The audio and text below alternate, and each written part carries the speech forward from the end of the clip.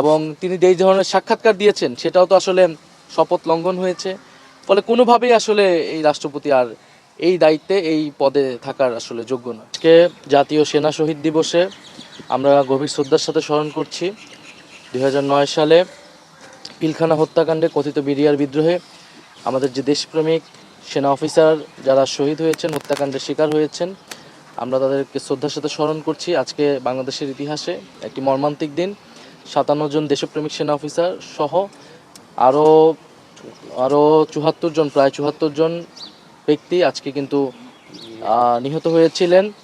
এবং 2008 সালের যেই পরিকল্পিত ষড়যন্ত্রমূলক ইলেকশন, সেই ইলেকশনের মাধ্যমে আওয়ামী লীগ প্রথমে এসেই প্রথম টার্গেট করেছিল বাংলাদেশ সেনাবাহিনীকে, এই প্রতিষ্ঠানটিকে। কারণ বাংলাদেশের গণতন্ত্র, বাংলাদেশের স্বাধীনতা, সার্বভৌমত্বে রক্ষায় সবচেয়ে বেশি অগ্রণী ভূমিকা রাখতে পারত এই সেনাবাহিনী। ফলে সেনাবাহিনীকে দুর্বল করা এবং যে একটা মাস্টার প্ল্যান নিয়ে 2008 সালে আওয়ামী লীগ ক্ষমতা এসেছিল, ফ্যাসিবাদ কায়েম করেছিল, সেই পরিকল্পনার অংশ হিসেবে শুরুতেই সেনাবাহিনীর বিরুদ্ধে এই নীল নকশা ষড়যন্ত্র চালানো হয় এবং যার সাথে জড়িত ছিল পার্শ্ববর্তী দেশ ভারত এবং বাংলাদেশ আওয়ামী লীগ, ফ্যাসিস্ট আওয়ামী লীগ, তারা এই পরিকল্পনার সাথে সরাসরি অংশ ছিল। ফলে আজকের দিনে আমরা শুধু শ্রদ্ধাঞ্জলি জানাতেই আসি নাই। আজকের দিনে আমাদের বক্তব্যটি হচ্ছে যে এই হত্যাকাণ্ডের বিচার আমরা চাই এবং বিডিআর যাদের গ্রেফতার করা হয়েছিল বিভিন্ন সময়, আমরা মনে করি না যে সেটা সুষ্ঠু বিচার বা ন্যায় বিচার হয়েছিল। কারণ আমাদের কাছে কিন্তু পুরো ঘটনাটা আসলে জাতির সামনে এখনও উন্মুক্ত হয়নি।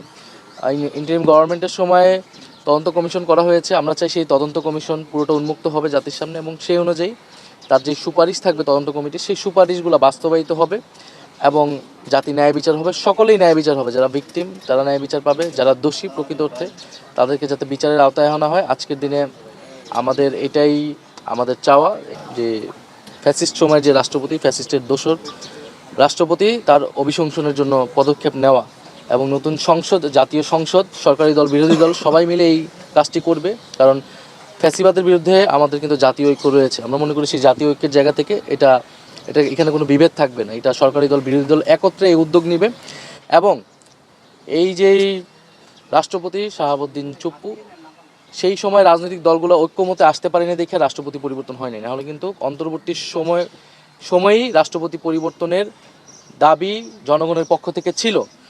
সেই সময় রাষ্ট্রের স্থিতিশীলতা, সাংবিধানিক শূন্যতা, অনেক কিছুর কথা বলে রাষ্ট্রপতিকে রেখে দেওয়া হয়েছে। এখন নতুন সরকার এসেছে, নতুন সংসদ তৈরি হয়েছে। তা আমরা মনে করি যে এই রাষ্ট্রপতি এখন চলে যাওয়াটা কেবলই সময়ের ব্যাপার। আমরা সবাই সেই সময়ের অপেক্ষা আছি।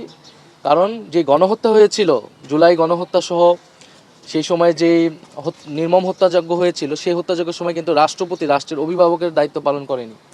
তিনি নীরব নিষ্ক্রিয় ভূমিকা পালন করেছিলেন। বৈষম্যবিরোধী ছাত্র আন্দোলনের পক্ষ থেকে কিন্তু কোটা সংস্কার দাবি নিয়ে আমরা রাষ্ট্রপতি ভবন পর্যন্ত গিয়েছিলাম, বঙ্গভবন পর্যন্ত গিয়েছিলাম। তার নীরব ভূমিকা, নিষ্ক্রিয়তার কারণে এই গণহত্যা সংঘটিত হয়েছে। ফলে এই গণহত্যার দায়ে তিনিও অভিযুক্ত এবং তার বিরুদ্ধে কিন্তু আর্থিক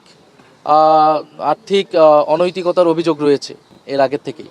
ফলে রাষ্ট্রপতি বলতে আমরা যেটা বুঝি, রাষ্ট্রের অভিভাবক, যেই সম্মান, শ্রদ্ধা, ভাব গাম্ভীর্য সম্পূর্ণ ব্যক্তিত্ব প্রয়োজন, তার কোনোটাই আসলে তার নেই, বরং নানা অপরাধে তিনি অভিযুক্ত। ফলে এখন সময় এসেছে তার অভিশংসন করে তাকে সরানো, দ্বিতীয়ত তার বিরুদ্ধে মামলা করে তাকে দ্রুত সময়ের মধ্যে গ্রেফতার করা।